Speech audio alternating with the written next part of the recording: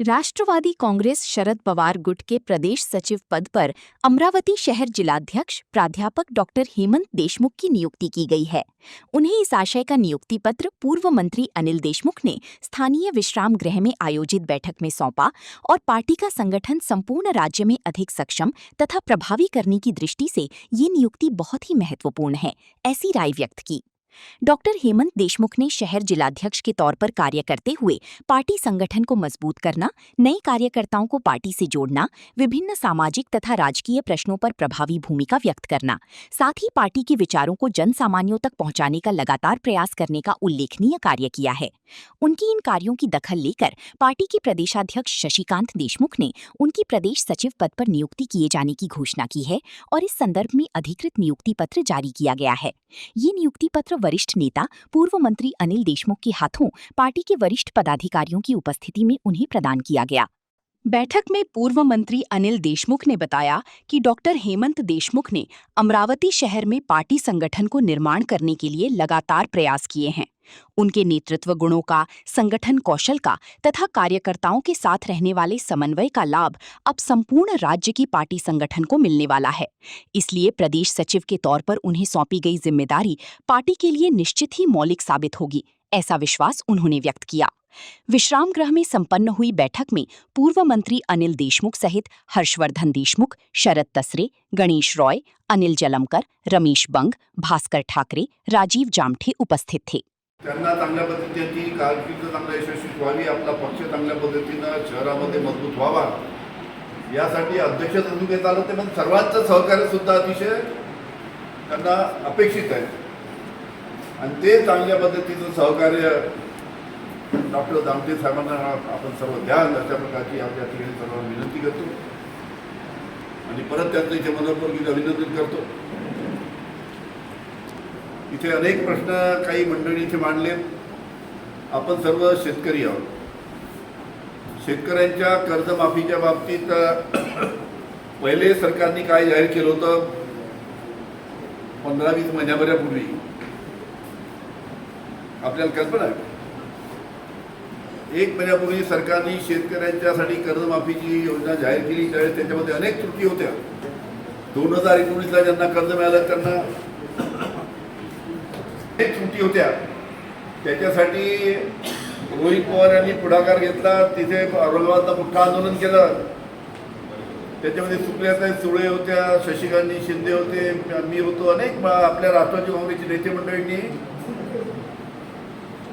10-12 दिवसापूर्वी आंदोलन केलं। औरंगाबादला मोठं रस्ता रोको आंदोलन, 10,000 लोक त्या निमित्तानं त्या आंदोलनामध्ये सामील झाले होते की जे शेतकरी धोरण जाहीर केलं तुम्ही त्याच्यामध्ये 36 लाख लोक याच्यामध्ये सुटणार आहेत आणि याच्यामध्ये तुम्ही दुरुस्ती करा, त्या त्रुटीच्या बाजूला काढा। 2019ला ज्यांना कर्जमाफी झाली होती त्यांना सुद्धा या नवीन योजनेमध्ये कर्जमाफी झाली पाहिजे अशा पद्धतीसाठी तिथे आंदोलन केलं आणि त्या आंदोलनामध्ये हीच मागणी होती त्यांची। आणि दुसरी मागणी अशी होती की माननीय शरद पवार साहेब आणि माननीय मनमोहन सिंग यांनी ज्यावेळेस 72,000 कोटीची कर्जमाफी दिली होती, सरसकट त्या पद्धतीची कर्जमाफी आता सुद्धा द्यावी, पण सरकार ऐकायला तयार नव्हतं। मोठ्या प्रमाणात आंदोलन झालं औरंगाबादला, त्याच्यानंतर त्याचा दबाव सरकारवर पडला आणि त्याप्रमाणे आता त्या आंदोलनामुळे औरंगाबादला झालेल्या आंदोलनामुळे आणि काही बुलढाण्याला सुद्धा एक नेते आहेत त्यांनी सुद्धा आंदोलन केलं, त्याच्यामुळे सरकारवर दबाव येऊन आणि त्याच्यामुळे आता त्यांनी त्याच्यामध्ये त्रुटी दूर केल्या आहेत। या अतिशय आनंदाची गोष्ट आहे, त्याचा फायदा आपल्या शेतकऱ्यांना होईल। पण हा जर आपण या पद्धतीचा जर दबाव, या पद्धतीचं जर आंदोलन आपण केलं नसतं तर हे सरकार काही शेतकऱ्यांना कर्जमाफी ज्या पद्धतीने पाहिजे तशी त्यांनी केली नसती। त्याच्यासाठी आंदोलन करण्याचं काम, त्याच्यासाठी मोर्चे काढण्याचं काम त्यांना आपल्या पक्षाच्या सर्व मंडळींना करावं। असं आहे, आपला पक्ष सध्या अडचणीच्या काळामध्ये आहे। इस अवसर पर उपस्थित नेताओं ने भी प्राध्यापक डॉक्टर हेमंत देशमुख की ओर से संपूर्ण राज्य में पार्टी संगठन को अधिक मजबूत करने के लिए प्रभावी योगदान मिलेगा, ऐसा विश्वास व्यक्त किया। आगामी स्थानीय स्वराज्य संस्थाओं के चुनाव तथा अन्य राजकीय घटनाओं की पार्श्वभूमि पर उनकी नियुक्ति महत्वपूर्ण मानी जा रही है।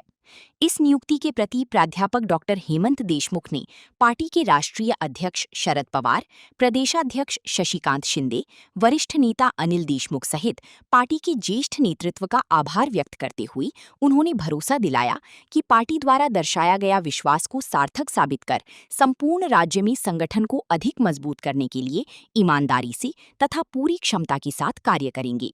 प्रदेश सचिव पद पर उनकी नियुक्ति होने पर उनका अभिनंदन किया जा रहा है। धन्यवाद देशमुख साहेब, या व्यासपीठावर उपस्थित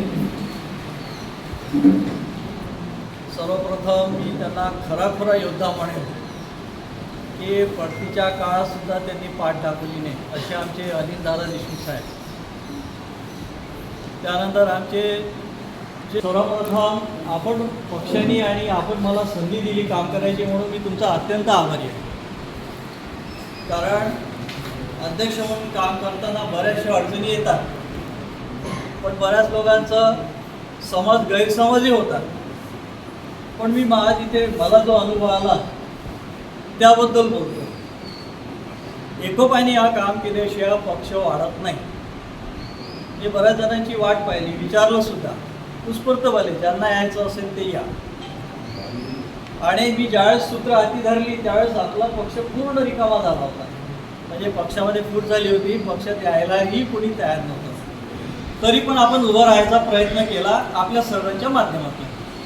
मी एकटा नाही करू शकलो असते, आपली सगळ्यांची सहकार्य मला मिळालं म्हणून मी हे करू शकतो। आणि पक्षश्रेष्ठींनी सुद्धा वेळोवेळी साथ दिली। पण जेव्हा एकत्र आता महानगरपालिका तर संपल्या, नगरपंचायत संपल्या, जिल्हा परिषद आहे आणि मग माझं पूर्ण डाटा आहे, जिल्हा परिषदचा पूर्ण नकाशे, मतदारसंघाचे सगळं तयार आहे।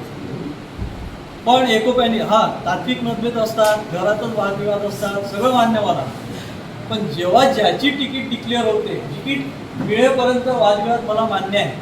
पण जर आपल्या पक्षाच्या एखाद्या उमेदवाराला जर तिकीट मिळत असेल तर सगळ्यांनी एकोप्याने त्याच्या पाठीशी उभं राहणं फार आवश्यक आहे। असं असेल तरच आपण जगू। नाही तर आज जी परिस्थिती आपण पाहून राहिलो की सत्तारूढ पक्षाला विरोधी पक्षच नको आहे, प्रश्न विचारणारे लोकच नको आहे। आता त्यांचं तारतम्य सुटत चाललं। तुम्ही जर घडामोडींवर विचार केला, पवार साहेबांची कोणाला भेटून राहिले, काय झाले, किंवा आपले श्रेष्ठीचे जे भेटत आहे किंवा जे काही चर्चा चालत आहे त्याच्यामुळे भाजपवाले कन्फ्यूज झाले आहे।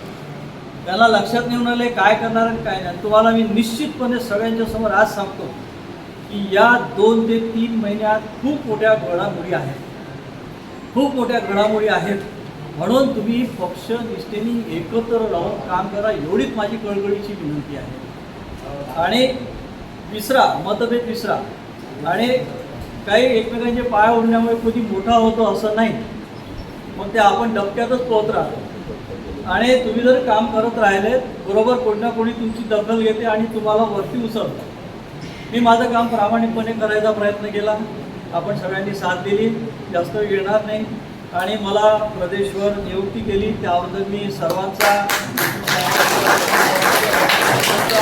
अत्यंत आभारी आहे। आणि मी सर्वांसाठी, आपले जे लोक आहेत त्यांच्यासाठी कोणतेही काही असेल तर मी काम करायला तयार आहे। आणि म्हणजे न संकोचता यायचं, ही अडचण आहे, असं आहे तसं आहे, तर आपण काही ना काही करू शकतो।